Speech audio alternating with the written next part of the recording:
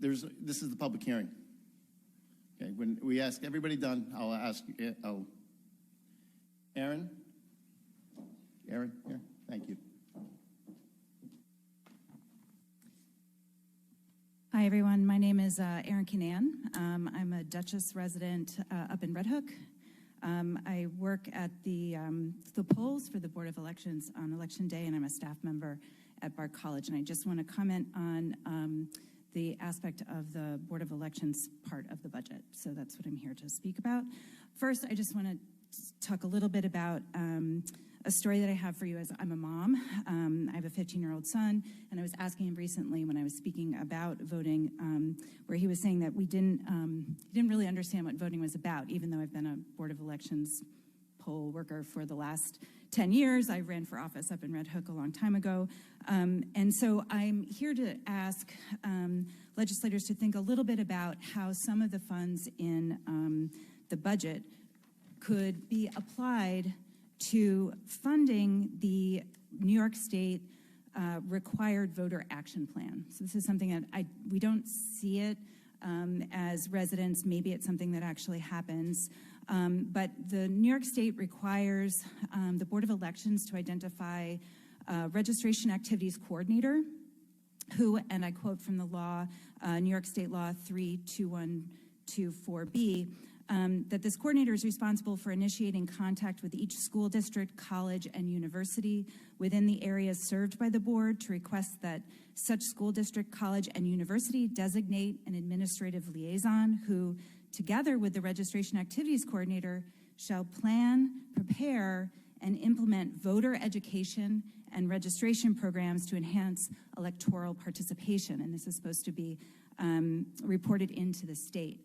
And so I have a voter-to-be in my house, and I work very closely with voters who are new voters, and I also work with voters for a long time, people who, and I think that this is a critical moment for us to consider voter engagement. And so I'm going to propose, so looking in the budget, so just looking at the budget, it indicates that in 2020, there were 3,267 youth voters registered in Dutchess, working with one school.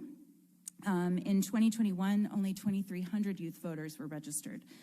It doesn't, in the budget, doesn't break down these designations. And I just want to point out there are at least 5 colleges in Dutchess, and there are 13 school districts. So I'm not sure. The aspiration that was indicated in the budget was that we would be working with 5 schools, and I think we can do a little bit better, and I have a couple of suggestions to make this happen. I suggest that we put some funds towards supporting BOE staff, as indicated by New York State we should be, so that we can work with youth, call open meetings with young new voters to talk about what their needs are around youth voting. Make sure that we designate a coordinator and ask and invite each school to indicate what they would like to see in an action plan, and ask all of those schools in Dutchess County to designate a liaison, and then develop cross-county relationships between college students and young voters in high schools to do some more civic training around that. And then finally, develop that required plan and maybe be slightly more ambitious than reaching the few thousand youth voters that we already have. Thank you. Thank you for your comments.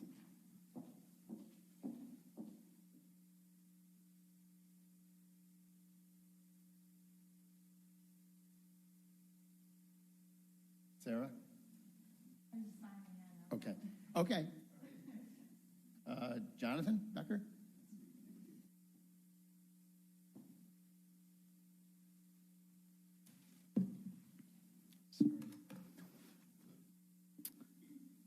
So my name's Jonathan Becker. I'm from the town of Red Hook, and my comments concern funding for the Board of Elections. Page 80 of the 2022 budget says the Board of Elections duties include, quote, ensuring ADA-compliant poll sites. Page 82 declares poll sites are 100% handicap accessible. I'd like to ask, on what basis does the county claim that polling sites are actually 100% accessible?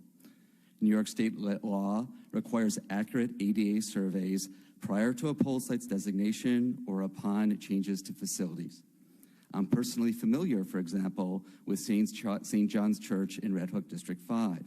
There was no ADA survey done after a recent renovation.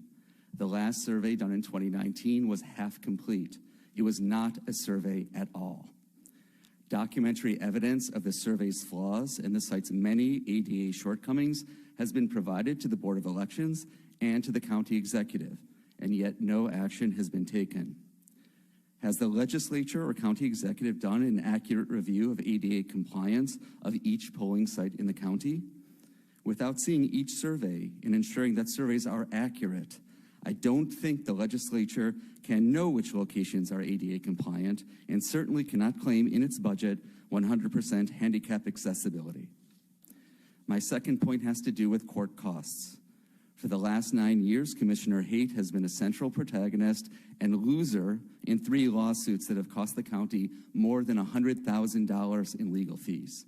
In 2020, the county paid lawyer David Jensen $20,345 and an additional $6,000 to Commissioner Soto's lawyer. Jensen was Haight's lawyer.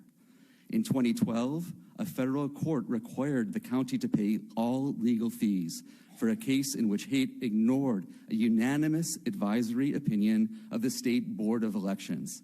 It cost $18,000 to the county for Haight's lawyers, $3,000 to the county for the Democratic Commissioner's lawyers, and a whopping $37,272 for the lawyers who brought the successful suit. That's for 2020 and 2012, $84,415 of taxpayer money. We don't know yet the legal fees for this year in 2021, but I guarantee there will be more than in 2020, and that will bring the cost to well over $100,000 in less than a decade. My question is, what is the legislature doing to ensure that taxpayers will not have to continue to fund Commissioner Haight's losing lawsuits? Instead of wasting $20,000 to $30,000 a year, the county should reallocate funds so that it can promote accurate ADA surveys, and it should keep track of which poll sites are really handicap accessible rather than declaring erroneously that there is full accessibility. That way, it can ensure that it is supporting the board's stated mission of ensuring all eligible residents of Dutchess County have an opportunity to register and vote in elections. Thank you very much. Thank you for your comments.